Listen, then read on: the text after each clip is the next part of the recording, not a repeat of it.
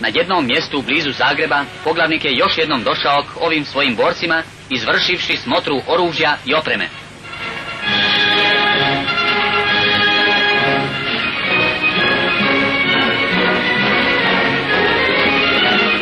Među časnicima i dočasnicima koji su mnogo pridonijeli izobrazbi ovog našeg zdruga.